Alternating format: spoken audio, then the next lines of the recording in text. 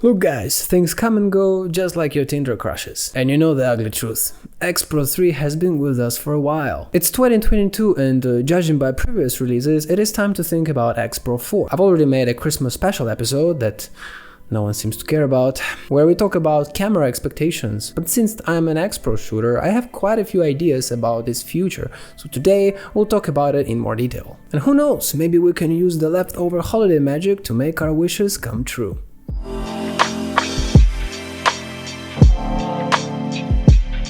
Happy New Year everybody, it is Aperture Value and this time we're discussing all the expected, possible and highly unlikely shit about Fujifilm X Pro 4. Now X Pro 3, while being controversial, is actually great, although not perfect.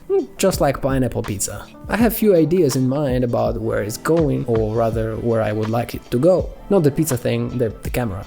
And the first thing to talk about is the viewfinder, the whole point of X Pro line. In my opinion, removing the double magnification present in X Pro 2 is not critical, but surely was not welcomed. I would really love to have it back, please and thank you. It makes sense since Fuji has lenses wider than 23mm covered by the magnification of X Pro 3. The other thing about viewfinder is build.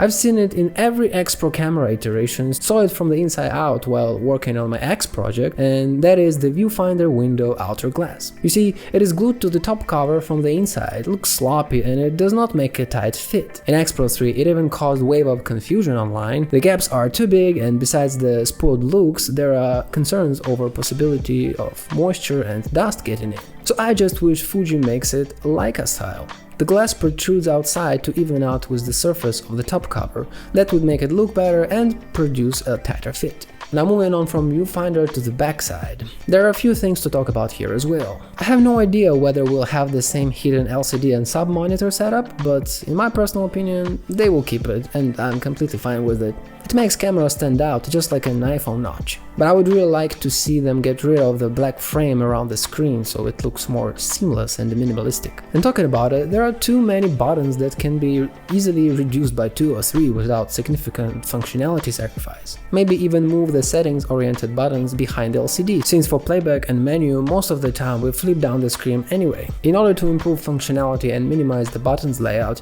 it would be dope to change the joystick nubbin to a sensor one, just like the one on Canon EOS RF3. You can swipe it, long press it, tap it once, twice.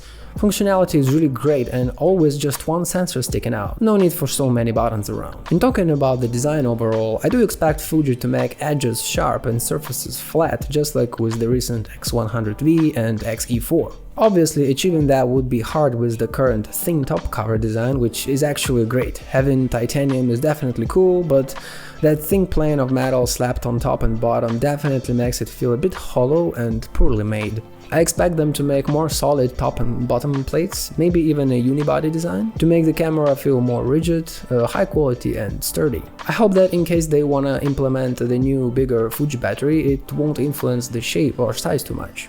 I would also love to see a matching metal hot shoe cover just like on X100V. The cherry on the top would be to change the engraving on the top to a more retro one, just like the engraving on X100 or the recent Instax camera. Actually, it was present in X Pro 1, so why not get it back? Another thing I would like to see concerning design is more special editions of the camera, just like Graphite Grey X Pro 2. Fuji also had special editions of X100 cameras over the time, so it's not something new. Nowadays, X Pro line has many fans and followers, treating them with special editions will be a plus. And finally, let's talk functionality, and it would be reasonable to talk first about what I definitely not see coming in X Pro 4. Given the nature and purpose of these cameras, I'm sure it won't have a high megapixel sensor or IBIS, just face it people. But I do see more computational functions available in-body, just like we saw introduction of HDR in X Pro 3. So I really want them to introduce photo merge or stitching and not only panoramas. Also, stacking for gradual ND filter effect would be more than welcomed. It wouldn't be so great though if the new functions work with JPEG only, so hopefully it could be done with RAW files. In the end, I tried to render everything out and these are the design mockups I've ended up with. It's not perfect, but hey, I'm not a 3D visual artist or some shit, so don't be harsh on it. It's good enough though to illustrate everything I mentioned so far. And to me, it looks as awesome as Matrix Trilogy before that freaking fourth part came out, damn it. But of course, all of these are dreams and hopes about a camera that might even not see the light in the near future, given the shit that's going on with chip shortages. As of now, there are no any rumors or leaks concerning X Pro 4, which is a shame because it is about time to give us something new.